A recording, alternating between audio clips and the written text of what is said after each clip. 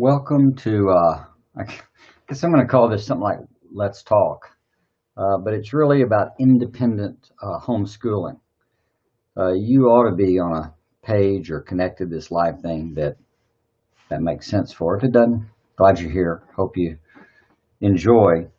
What we have is an opportunity, I'd say, to start on these daily live sessions to interact, discuss things, um, consider the whole gamut of issues that go into independent homeschooling. Now, you may want to start with, a couple of questions. One, what is that and who are you?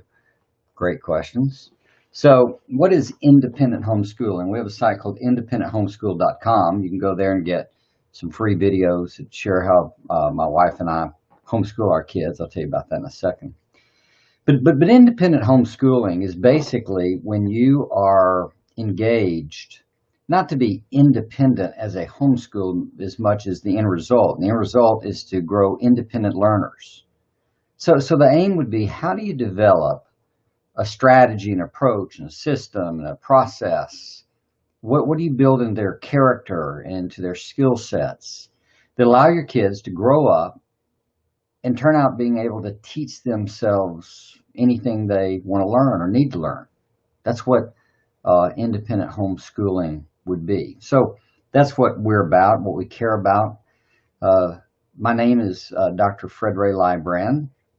My wife is Jody. She'll join us sometime on these things. My plan is to do them maybe every day through the virus process at least, or through the end of the school year, or I don't know, we may just do this for good if we grow a following and you find it helpful, tell your friends. My wife and I homeschooled our kids from birth all the way up to college. And so what that means is we have 5 children. The oldest is 32. They're all out. They're all married. 4 of them, October, will have 8 grandchildren, 7 of which will be in diapers. I developed something called the writing course years ago, and then out of that, we added writing and essay course, and then we added 11 additional courses. We'll tell you about that in the course time. That's not what this is about. This is about bringing you insight and practical ways to make things just genuinely better for your family and kids. And my hope is that we'll start being able to, in the chat, take questions, discuss things, and maybe news, and it may be different aspects of soft skills and hard skills. It could be issues about teaching kids math or writing or reading or logic or problem solving. I love all these things. This is what I've spent my life understanding and working with in all of these disciplines and domains. So I think you're going to have a lot of fun with it. And we'll see. I certainly would invite you to, share this, however that works. This is all new to me. This is kind of the introduction, so I'm trying to make sure I can make this stuff work. But as we think about it, as we think about homeschooling, if you're involved in homeschooling of any kind, or your kids are, or somebody like that, the goal itself is going to be part of that issue. That's why we're calling this Let's Talk Independent Homeschool. And so in doing that, I decided in this first lesson, what I wanted to talk about more than anything was emotions, like being, especially emotional upsets. So we all have these sort of things that go on. We all get upset. I've been upset a couple times already today. It's a normal human phenomenon. The problem is we can get stuck in it and not get out of it. And if you're stuck in it and can't get out of it, you're going to have a problem. So I want to share with you a little bit of how to get out of emotional upsets. But to understand it, I want you to just think with me for a little bit. So emotions, what are they? Well, there's something you feel or perceive, and they have different flavors to them. Some are euphoric and some are more painful. You can have a kind of energy that comes from anger or energy that comes from excitement, hope, love, happiness, peace has a feeling to it. All these things, in my understanding, and I suspect yours if you spend any time on it, has to do with what you're thinking about. So we live in an age of a pandemic just this moment. So depending on what you think about that pandemic, this emotional upset can be a definite issue to you, right? So if emotional upset, if the pandemic is an issue, why is it an issue? And the answer is, well, it's an issue based on how you think about it. If you think this is going to last a long time, you're going to have a different feeling than someone thinks it's going to last for a short time. If you think it's going to affect you economically, like the economy is going to go down and it's going to take a long time for it to get back, you're going to experience something emotional based on that picture, and it won't be a fun emotion, so to speak. If you think this will be a a stumble in the road and that we'll recover and get on with business and good things will come out of it, you're going to have a whole different response. That's how it goes. That's the nature of emotions. What your money situation is going to be like, your job situation. Well, you can see that somewhat obviously. If you've ever had to give a speech, did it make you nervous? Probably, because you were looking ahead and imagining that you might mess up or not know how they respond or not know what would happen.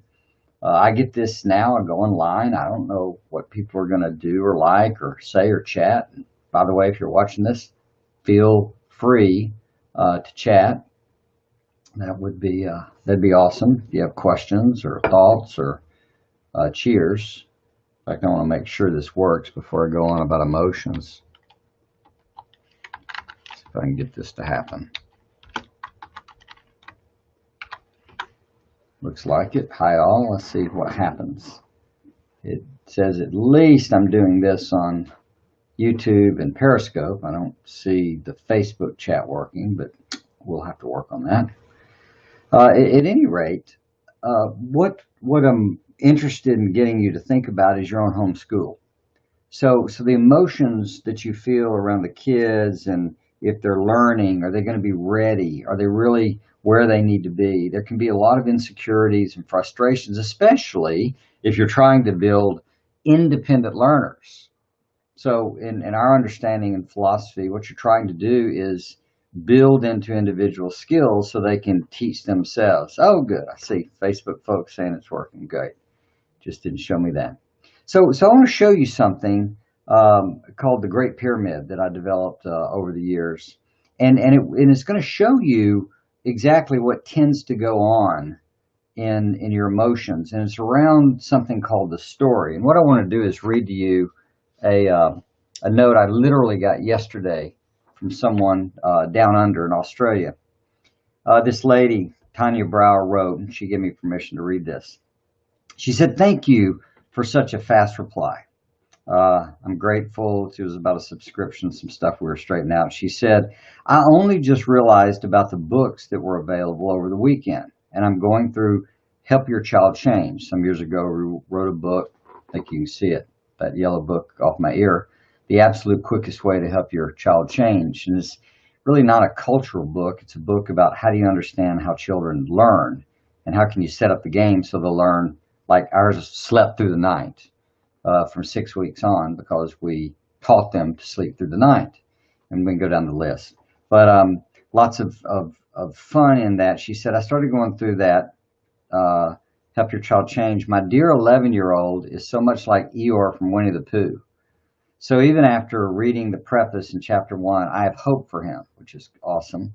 "Please share my story, as we have been positive changes in our family." Well, she goes on with this one short story about an example related to emotions and communication, a lot of things, on what I'm about to show you about story, about how this will change your life. So here's what she said. She said, "Recently, my ex-husband," oh, I'm sorry. She said, "though it's taking me a while to get through the emotions course, only because as I learn new information, it takes time to implement, good for her, into my life and household, and having wonderful results too. Recently, with my ex-husband and a hostile reaction I had from him, I realized his story, I'm going to show you that, is different from mine. So I asked him to share his story so I could understand clearly how he sees things.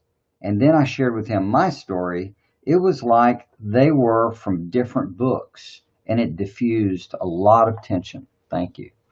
And I think that's exactly how it goes. You know, what she did was, one of the great principles is first understand and then be understood. And there she was doing that exact thing. She was in the process of, maybe for the first time in their life, and even exes have to work together, especially around the kids, really trying to understand his story on the situation. So let me see if I can really quickly share this with you. It might look kind of weird for a second. I'm going to share the entire screen. Hope this technology works. So here's this great pyramid. Now, I won't go through the whole thing, but it's how we get results in life, the way I understand it. And I've debated about where to put the order on facts and story, but right now I like it at the bottom. So story, fiction, paradigm. This is the pattern you'll see there. The paradigm, the story we tell to make sense of, to organize the facts. It can be a filter, a guess, a fiction, or a want. But there's some way that you look at it. It could be a philosophy. It's the way you frame it. It's the way you personally understand things. And then that moves into the facts and what I call facts and fibs. So there's data points that are factual and some that you're making up. Maybe how well your kid's doing or how poorly or something like that. You build a strategy and then you execute. And that whole process that you go through is exactly how you get things accomplished in this world. But the problem is, on the story level, if you decide that someone is up to no good, you know, the story you've told yourself is that they're a bad person and they're out to get you, let's say. I mean, you see this driving all the time. The road rage and such. People are sitting there getting frustrated, emotionally irritated about how people are driving. That person is driving so slow in front of me.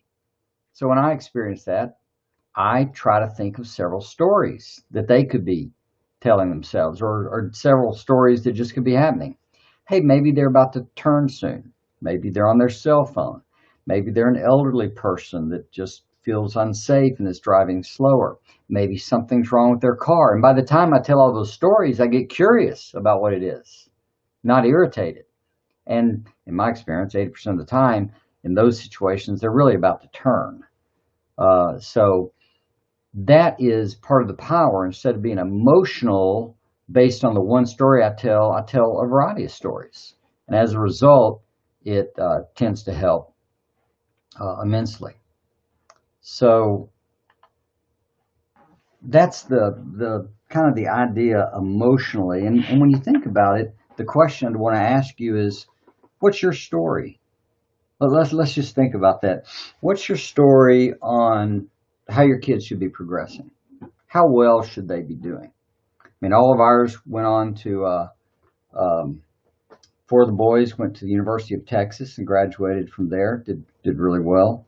And the daughter did really well at Abilene Christian. We're in Texas, obviously. And then she went on to work for the St. Louis Cardinals and now works for Rice University. So all the kids got themselves through college. In our context, our story was to help the kids figure out how to pay for college themselves. I know that's not what's done these days, but that's what I did. It was our story. We, didn't have the resources. I was a pastor of the church at the time, and that was the game. So we helped them as we could and had a game plan for the future, and gave them skills so they could work alongside doing their schoolwork, and they could do their schoolwork really efficiently. So they did fine. And so that was, part of the story that I had in mind. But what about you? What about your kids and the story that is in their head or in your head about how they're doing or what they're going to do in life?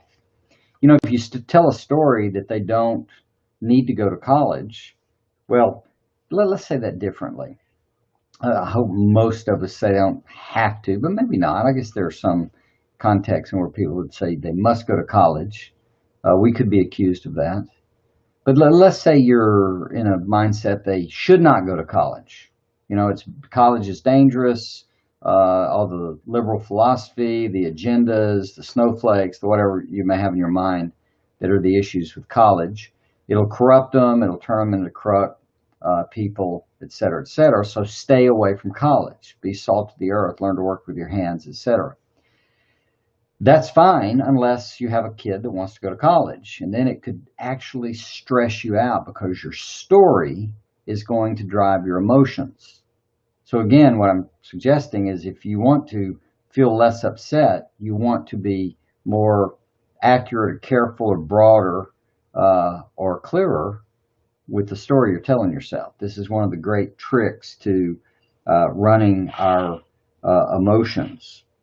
And so I have down here some notes, just of things that kind of help you think about or think about with you. And that is, like right now in homeschooling, what's the story of your homeschool? What's your homeschool like? Just think for a minute. What do you do? Because there are kind of three categories these days. One is with everyone back home because schools are closed, they're engaged in remote learning. It's not homeschooling, but they may call it that. But the story is it's a remote learning. So the classes or somehow the material's online and you're in a remote location. So we probably should call it temporary remote learning because that's kind of what that story is. And if you have that story, that's going to dictate to you certain understandings and strategies how you're going to get it done. Another option would be to be in a homeschool club. So even things like classical conversations, etc. And I'm not grumpy about any of this. It's a little more of a club or a collective. So you're doing some of the work together and then you're doing some of the work at home. So that would be a certain thing. Another story would be an actual homeschool. So in the home, you're busy keeping the kids on track. You may be teaching them some, maybe reading to them. You have probably a curriculum of some type. You're seeing to it that they're understanding. You may teach a segment to them and have them do some homework or something. Or you might do like our homeschool. Our homeschool was really, Jody and I spent about 30 minutes a day after the kids could learn to read, working with them directly. Mostly we modeled it by reading and working ourselves. And then we would help keep them on course to spend time. In our thinking, it was about the fundamentals. So reading, writing, arithmetic, 2 hours of reading, 2 hours of math, and an hour of writing. And out of that, we developed a writing course, and they're all pretty much writers now. One's a reporter in Washington. 3 of them have written multiple novels and books together. Laura's not writing yet, but that'll come. She's pretty good. So that, in our story, it dictated certain feelings and emotions of what we were trying to do.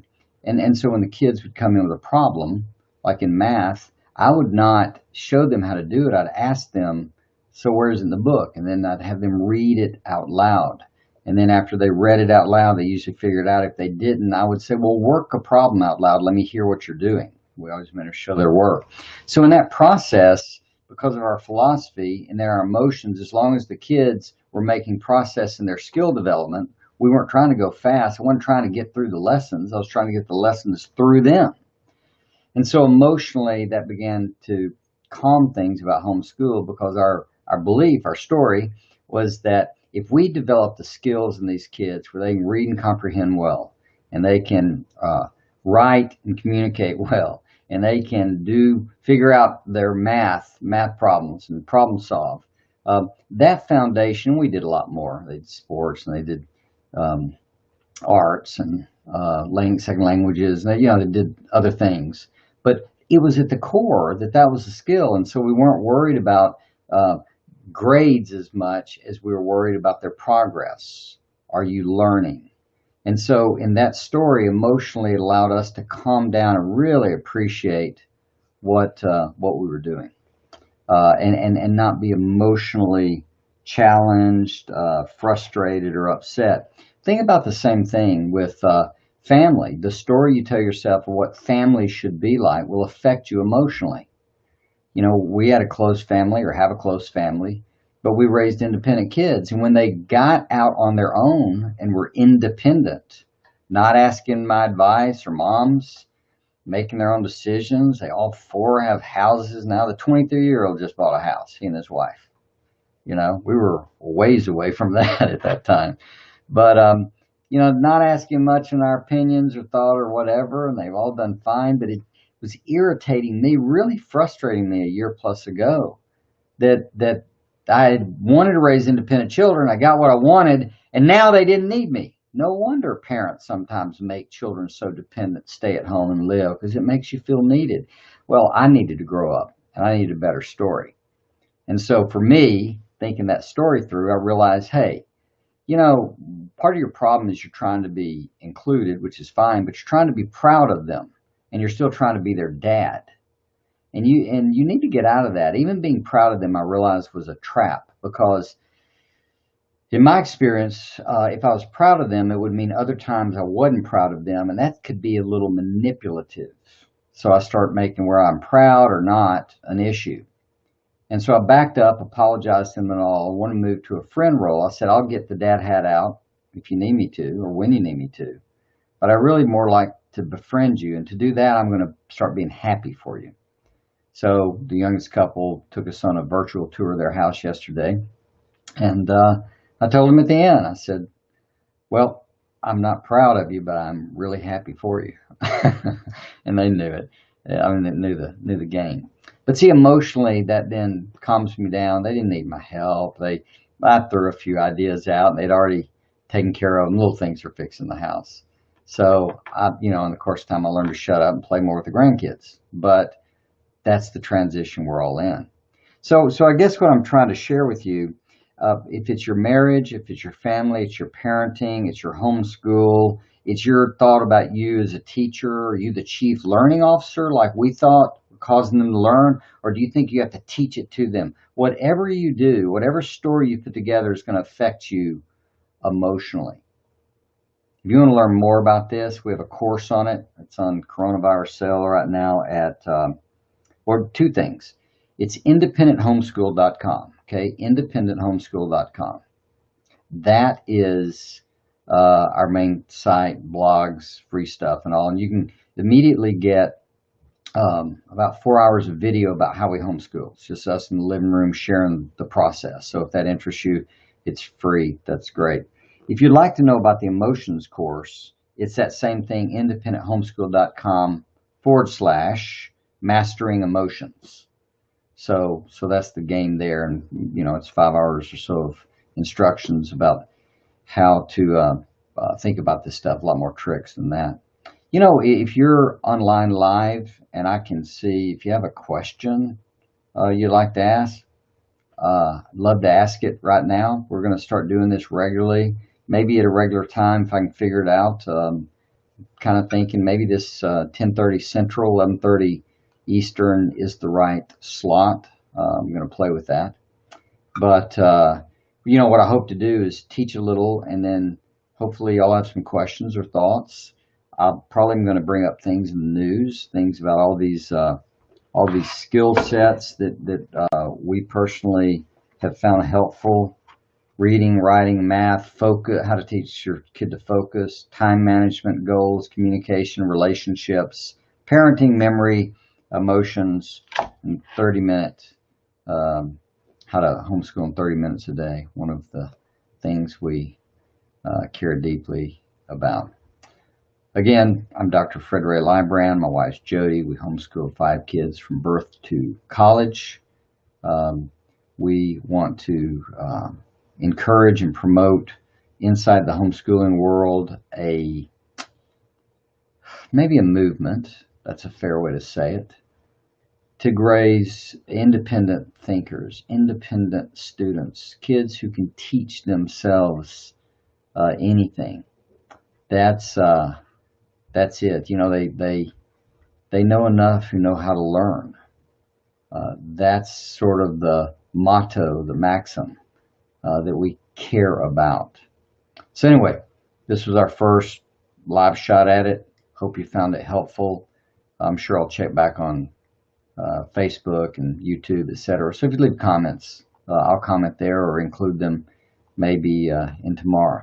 Anyway, look forward to seeing you tomorrow, and pass this along to others if you found it helpful. Bless you.